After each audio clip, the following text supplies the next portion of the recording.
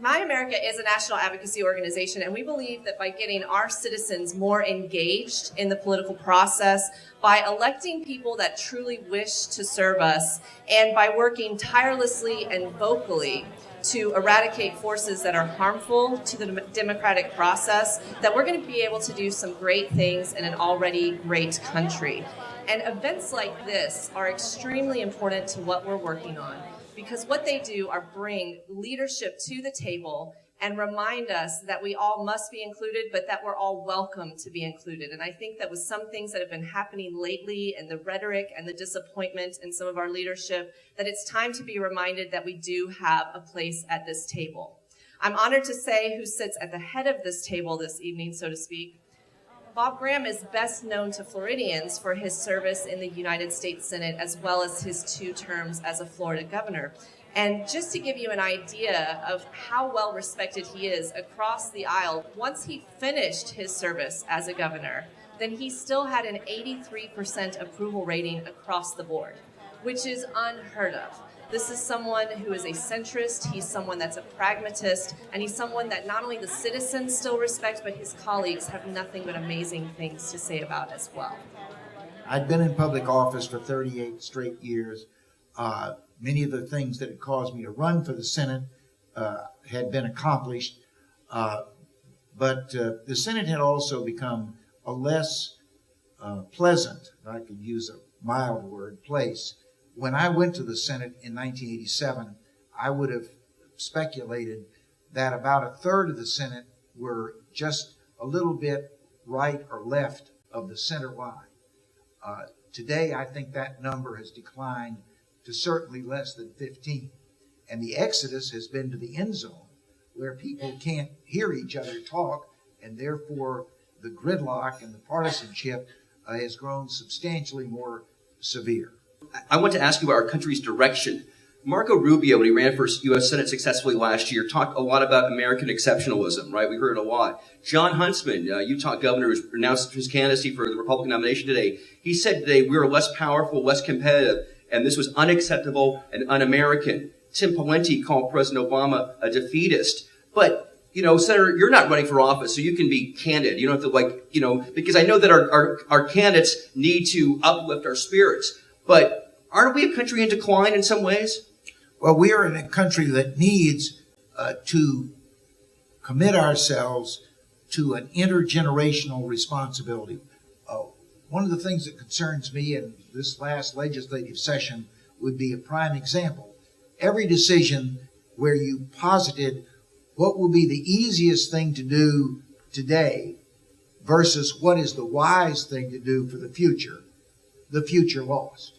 So I think that we have the opportunity, we have the resources, we have the human skills to avoid that decline, but we've got to have the political will to do some things that are going to be hard, will involve some change of our current pattern of action, but which are critical for the long-term well-being of the country. Well, let's go back just a couple of years ago when we had a Democratic president, Democratic House, and a Democratic Senate, but you had to get 60 votes. And it seems to me we're talking about the decline of this country where, 50 votes aren't good enough anymore. So you've got as big a Democratic majority we may ever see in our lifetime. Who knows?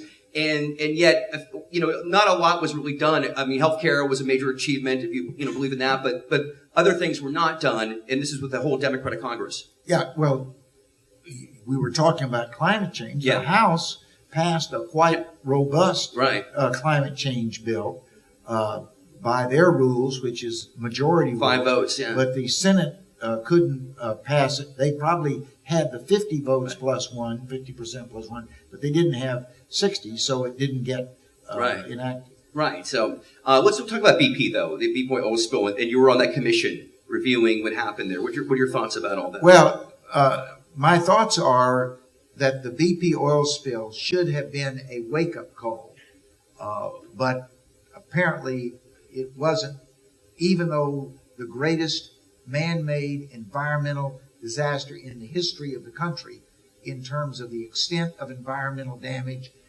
and the economic cost. There is a ticking clock as to how much time America has to get off this addiction for fossil fuel. Now, there are some people who say, drill, baby, drill.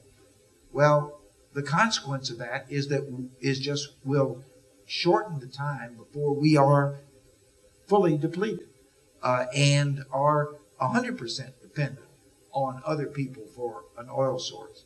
If we were to adopt that policy, the estimate is that America would drain its last drop of petroleum in the year 2031.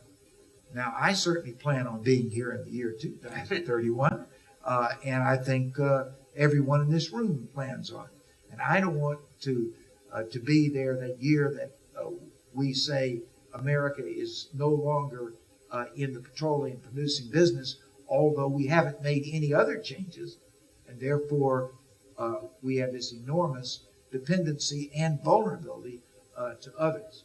So I think we need, what BP said to me was, we need to use these next few decades as aggressively as possible to make the transition from where we are today, using 22% of the world's petroleum, to a much reduced level, because we have brought online alternatives to fossil fuel, some of which are a little scary, like nuclear, but I think it's going to be part of the equation. Others are what has broad support, such as solar, wind, and other renewable sources of energy. Well, Senator Bob Graham, it's been a great hour. Thank you so much for joining us today. It's been a pleasure to speak with you. Thank you.